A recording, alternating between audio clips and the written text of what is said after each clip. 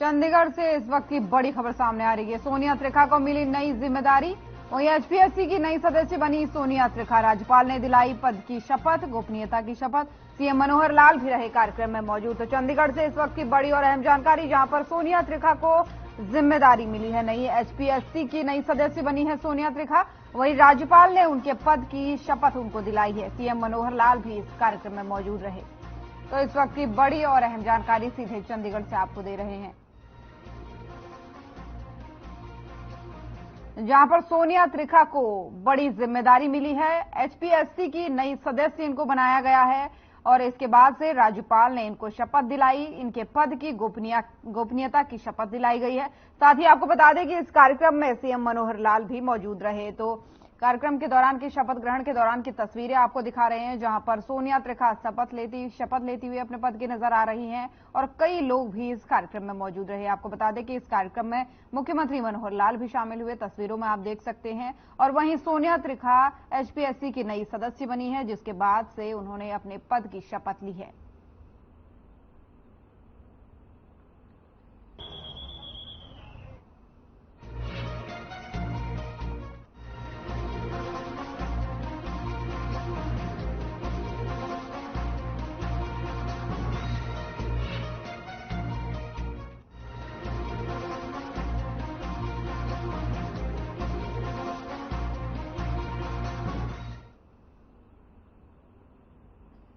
हरियाणा के नेता प्रतिपक्ष भूपेंद्र सिंह हुड्डा ने अनुच्छेद 370 को लेकर के सुप्रीम कोर्ट के फैसले को उम्मीद के अनुसार बताया है। अनुच्छेद 370 साल 1964 में ही महत्वहीन हो गया था। 1964 के बाद ही जम्मू कश्मीर में सड़कें और राष्ट्रीय राजमार्ग बनने लगे थे। उन्होंने कहा कि जम्मू की विधानसभा बहाल कर तुरंत चुनाव करवाना चाहिए। साथ ही पाक अधिकृत कश्मीर को लेकर के गृह मंत्री अमित शाह के जवाहरलाल नेहरू को दोषी बताए जाने पर भी प्रतिक्रिया उन्होंने दी है। हुड्डा ने कहा कि जिन लोगों को इतिहास पता नहीं है उनको कुछ नहीं कहा जा सकता।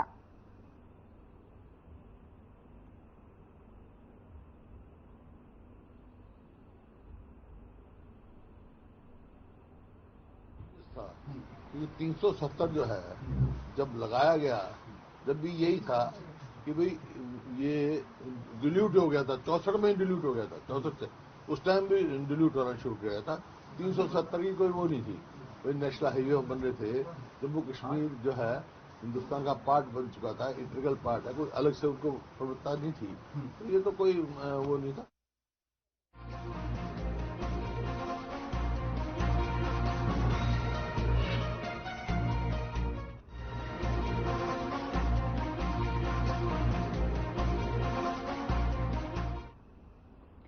अंबाला खैड के कच्चा बाजार में उस वक्त सनसनी फैल गई जब एक भाई ने अपनी ही सगी बहन पर चाकुओं से वार कर उसे मौत के घाट उतार दिया।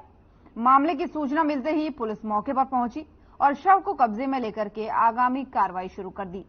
पुलिस ने शव को कब्जे में लेकर नागरिक अस्पताल की मोर्चरी में रखवा दिया है और अभी तक मिली जानकारी के अनुसार लड़की का नाम भावना जायसवाल बताया जा रहा है। मौके पर पहुंचे एसएचओ नरेश कुमार ने बताया कि उन्हें सूचना मिली थी कि कच्चा बाजार में एक भाई ने अपनी ही बहन पर चाकुओं से वार कर उसे मौत के घाट उतार दिया था। फिलहाल इस मामले की जांच की जा रही है। ऐसा बताया जा रहा है कि लड़की ने मेरठ में कई शादियां की थी, जिससे परिजन खफा थे। फिलहाल जांच में ही इस बात का खुलासा होगा कि आखिर भाई ने अपनी बहन को मौत के घाट क्यों उतारा।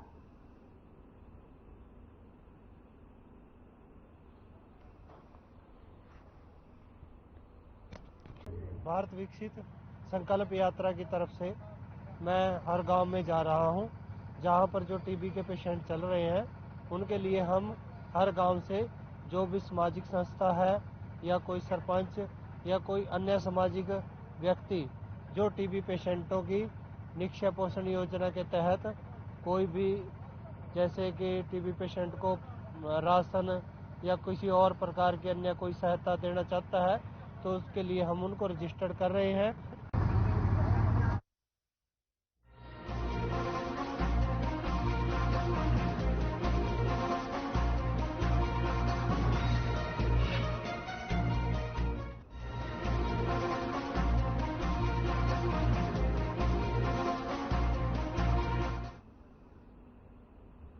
भवानीखेड़ा के मुख्य बाजार की गली में सीवरेज के गंदे पानी जल भराव से नागरिक और दुकानदार परेशान हैं।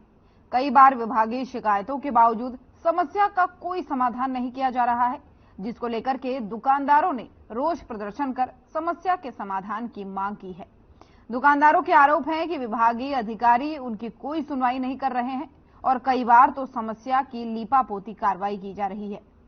दुकानदारों ने बताया कि कई महीने से भवानीखेड़ा के मुख्य बाजार में मुख्य गली में सीवरेज के गंदे पानी का ठहराव बन जाता है, जिससे स्कूली छात्राओं और राहगीर परेशान नजर आते हैं।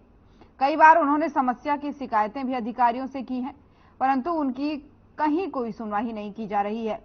गंदे पानी में जल भराव की समस्या से आमजन परेशान है। वहीं शहर में जब भी कोई राजनीतिक मंत्री विधायक का आवागमन होता है, उस वक्त केवल समस्या सुधार प्रयास किए जाते हैं। इसके बाद फिर से समस्या जो की त्यों बन जाती है और नागरिकों की कहीं कोई सुनवाई करने वाला नहीं होता, जिसके कारण से शहरवासियों को अनेकों भारी परेशानियों का सामना करना पड़ता है। मुख्य गली जल भराव से बरसात में पानी भारी लोग परेशान हैं। वहीं उनकी मांग है कि जल्द समस्या का समाधान किया जाए।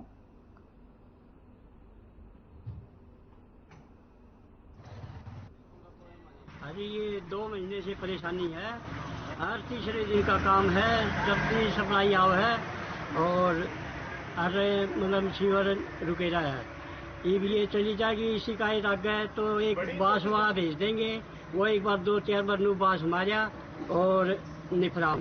डिप्टी सीएम साहब भी आए थे जो उससे पहले एक बार मशीन भेजी न, 6 महीने हो गए, कोई समाधान नहीं है। तीसरे दिन ये रोड भरिया खड़ा रहा है। सीवर में से आधा फुट 1-1 फुट ऊपर पानी के फुहार चल रहे हैं, कोई समाधान नहीं। आनिए जानिए परेशान, हम दुकानदार परेशान हैं, कोई समाधान नहीं हो रहे। और यहाँ गवर्नमेंट गर्ल्स स्कूल है, डेली बच्चा ने यहीं से जाना हो है।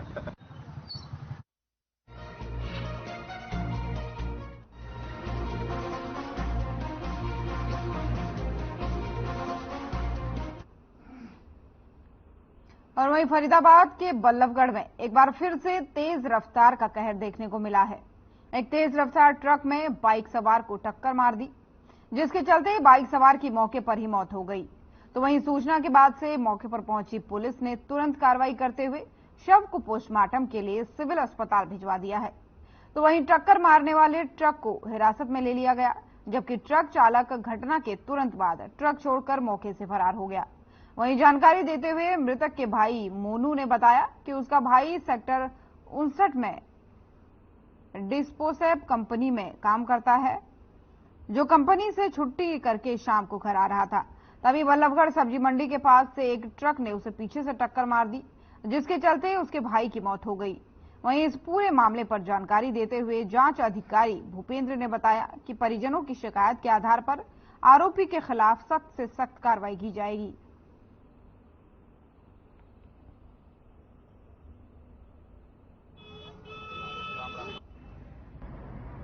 मेरे भाई का नाम विद्याकांत उपाध्याय है। वह डिस्पोसेब कंपनी में काम करता है।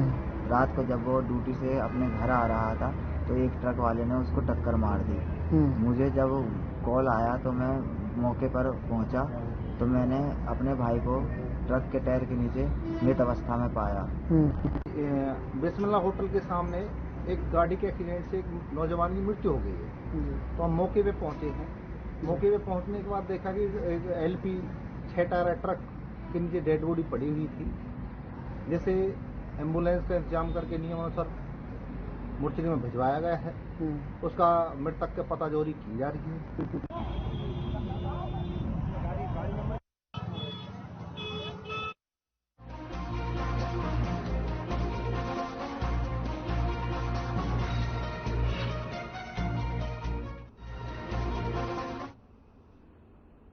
कुरुक्षेत्र में भगवान श्री कृष्ण की वाणी गीता का संदेश जन जन तक पहुंचे। इस उद्देश्य से पिछले 4 दशकों से चली आ रही गुरु परंपरा के अनुसार गीता जयंती महोत्सव 2023 के सभी कार्यक्रम श्री जयराम विद्यापीठ परिसर में भक्तिभाव और आस्था से आयोजित होंगे। इन कार्यक्रमों में देश विदेश से बड़ी संख्या में श्रद्धालु होंगे शामिल। वहीं देश भर में संचालित श्री जयराम संस्थाओं के परमाध्यक्ष ब्रह्मा स्वरूप ब्रह्मचारी ने कार्यक्रमों के बारे में जानकारी देते हुए बताया कि भगवान श्री कृष्ण के जीवन लीलाओं और गीता के संदेश पर यह आधारित राज्य स्तरीय अंतर विद्यालय सांस्कृतिक प्रतियोगिताएं 16 दिसंबर से 19 दिसंबर तक विद्यापीठ में आयोजित होंगी। इन प्रतियोगिताओं में राज्य के विभिन्न जिलों के विद्यालयों से बच्चे अपनी प्रतिभा और कौशल प्रदर्शित करेंगे। ब्रह्मचारी ने बताया कि हर साल की ही तरह इस साल भी 17 दिसंबर से 23 दिसंबर तक संगीतमयी श्रीमद् भगवत कथा का आयोजन होगा, जिसमें गुजरात से विख्यात कथावाचक श्याम भाई ठाकुर कथा करेंगे। वहीं 20 दिसंबर से संत महापुरुषों के आशीर्वाद से गरीब परिवारों की कन्याओं का सामूहिक विवाह कराया जाएगा।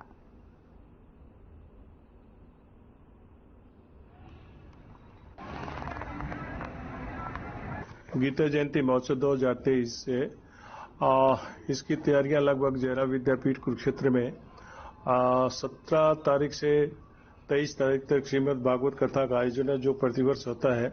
इसमें श्याम भाई ठाकुर बहुत अच्छे प्रवक्ता हैं, गीता पे और भागवत पे पीएचडी की हुई है।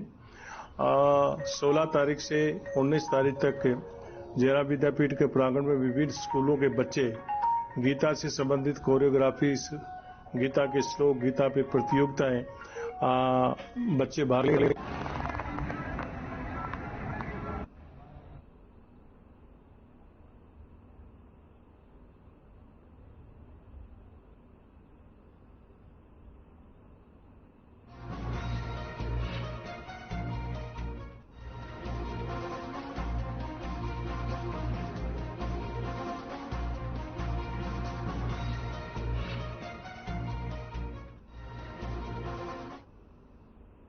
अंबाला कैंट के इंडस्ट्रियल एरिया स्थित एक फैक्ट्री में काम करने वाले मजदूर की हत्या करके उसका शव अंबाला जगाधरी मार्ग स्थित खेतों में फेंक दिया गया। दरअसल चाय बनाने वाले इस मजदूर को 600 रुपये चुकाने के कारण मौत के घाट उतार दिया गया और हत्या के बाद से शव को खेतों में फेंक दिया गया। वहीं पुलिस ने एक साइंस फैक्ट्री के पास खेतों में सड़ी गली हालत में शव को बरामद किया। आपको बता दें कि मृतक की पहचान खारूखेड़ा निवासी प्यारा राम के रूप में हुई है। साथ ही पुलिस ने आरोपी सुखविंदर सिंह वासी सपेड़ा को गिरफ्तार कर लिया है।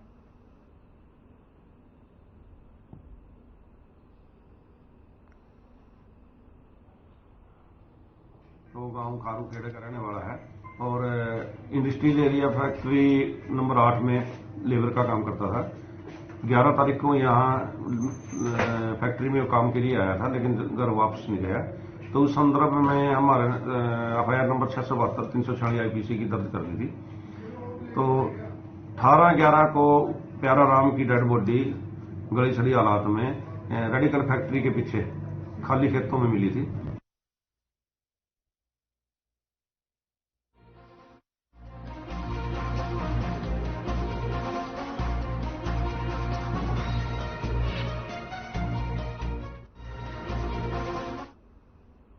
हरियाणा के कैथल स्थित कलायत के गांव बालू की बेटी 19 साल की कैप्टन पूनम रानी शहीद हो गईं।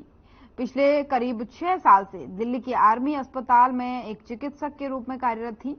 वहीं पूनम की आर्मी अस्पताल में मरीज का इलाज करते समय तबीयत बिगड़ गई और कुछ ही देर बाद उनकी मौत हो गई। शहीद कैप्टन पूनम का राजकीय सम्मान के साथ पैतृक गांव बालू में अंतिम संस्कार किया गया। वहीं इस मौके पर सेना के कई आला अधिकारी भी मौजूद रहे। शहीद बेटी के पार्थिव शरीर पर पुष्प चक्र चढ़ाकर उन्हें सम्मान दिया गया।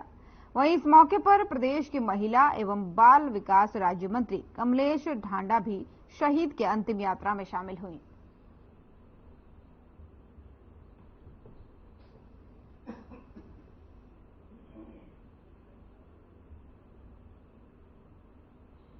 बड़ा गांव बाड़ू पंचायत की बड़ी स्थापना तो यहाँ की बेटी हमारी बेटी और बड़ा दुख के साथ यहाँ पड़ा जो हमारी बेटी ने देश और प्रदेश का नाम रोशन किया और बड़े होनहार बेटी, एक गौरवशाली बेटी ने आज देश की सेवा करते हुए अपनी सेवा दे रही है। उस टाइम नस्लों के जोड़ों के साथ इनके शहीद हुई। ये हमारे देश की बेटी मेरी नहीं, मेरे गांव की बेटी है, मेरे हरियाणा की बेटी है और पूरे देश की बेटी है, जिसने अपनी जो कुर्बानी दी है देश के लिए। मुझे, मेरे परिवार और पूरे गांव को हमें पूरा गर्व है। हमारी बहन पूनम पर हमें बड़ा गर्व है। पूरे गांव में देखो आज उनकी शहादत हुई है। बेशक पूरा गांव सदमे में है, लेकिन हम पूरा गर्व करते हैं और हम तो सभी को एक मैसेज देना चाहते हैं आपके माध्यम से कि हर इंसान, आज बेटा और बेटी में कोई फर्क नहीं है, ये हमारी बहन ने साबित करके दिखाया है।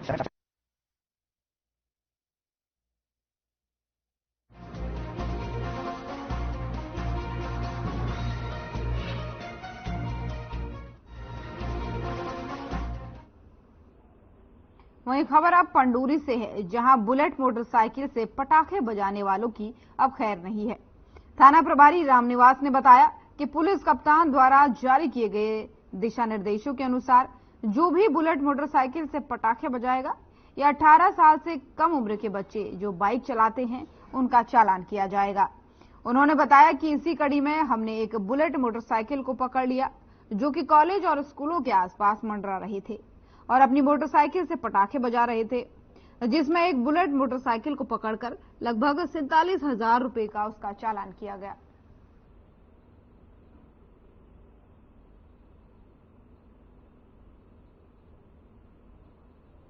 ऐसा अभी शहर में रहते हैं और शहर में जो लड़के रोड पे बुलेट चलाते हैं, बुलेट के पटाखे मारते हैं, इससे दुकानदार भी, शहरवासी भी और रोड पे जो आम पब्लिक चलती है वो सारे परेशान होते हैं और इनकी हमारे अधिकारियों के पास शिकायतें भी जाती हैं। तो इसी संबंध में हमारे एसपी साहब की तरफ से एक स्पेशल ड्राइव चला रखा है, जिसमें जो लड़के बुलेट मोटरसाइकिल पटाखे बजाते हैं और जो ट्रैक्टर ड्राइवर अपने ट्रैक्टर के ऊपर बड़ा डीजे रख के और उसको लाउड साउंड में ऊंची आवाज में चलाते हुए सड़क पर जाते हैं, तो ऐसे लोगों के खिलाफ स्पेशल ड्राइव चला रखा है।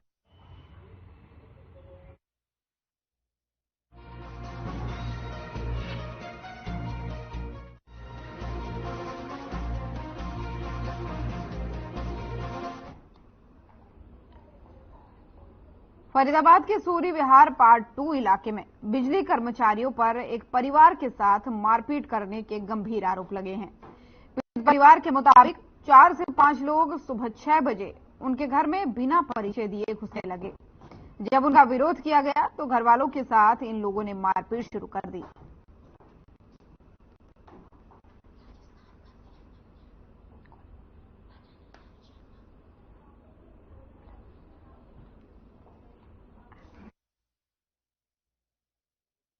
सो के उठा था तो आवाज आ रही थी नीचे से, तो मम्मी को कुछ लोग ना धक्का मुक्की करके अंदर आने की कोशिश कर रहे थे। तो मेरी मम्मी बहस कर रही थी, ये वो तुम ऐसे कर रहे हो, वो धक्का मुक्की करके इनको हाथापाई से करते थे, ठीक है। तो मैं आया तो फिर मैंने देखा तो मैं भी गया बीच में छुड़ाने के लिए। तो मैंने छोड़ करा तो वो उल्टा मेरे पे मारने लगा, मेरा दरवाजा वगैरह। उन्होंने कुछ बताया कौन है वो लोग? उन्होंने उस टाइम कुछ नहीं बताया मुझे, तो थाने में आके पता चली है कि ये बिजली विभाग से। गेट बजा रहे थे, मैं गेट खोलने के लिए आई तो मेरे साथ में उन्होंने बदतमीजी करी, गाली गलौज दिया और गेट खोला तो मेरे को धक्का मुक्की करके और अंदर घुसने लगे जबरदस्ती। घर घुसने लगे तो आवाज सुन के हल्ला लगा रहा। तो मेरा बेटा आया, उसने कहा ऐसे के घर में कैसे कोई परमिशन लाई हो, ऐसे घर में कैसे हो, कौन हो, क्या है, अरे क्या कहता किस चीज की परमिशन, हम तो ऐसे ही आएंगे और ये वो उसको मारना पीटना शुरू कर दिया।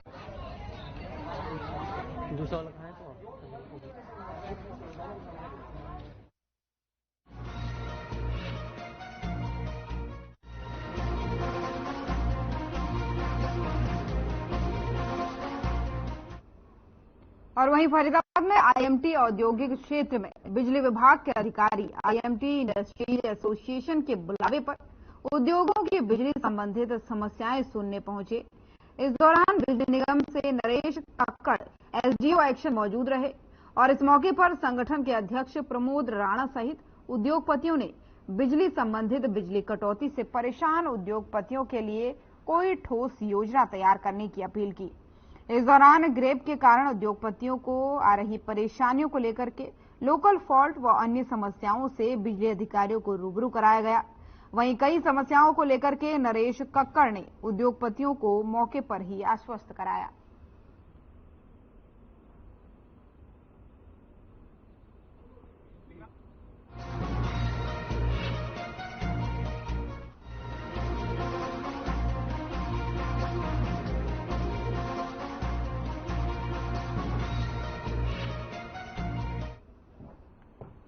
रेवाड़ी के बाल भवन में हरियाणा राज्य बाल कल्याण परिषद द्वारा आयोजित 3 दिवसीय जिला स्तरीय प्रतियोगिता में प्रदेश भर से आए बच्चों ने अपनी प्रतिभा का जौहर दिखाते हुए रंगारंग सांस्कृतिक प्रस्तुतियां कार्यक्रम किए।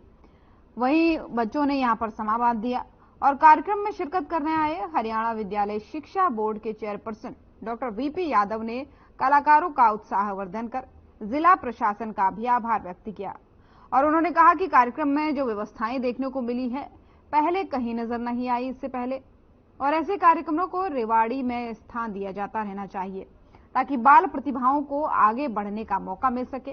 वहीं बच्चों ने भी कहा कि रेवाड़ी इस कार्यक्रम में आकर उन्हें बहुत कुछ सीखने को मिला।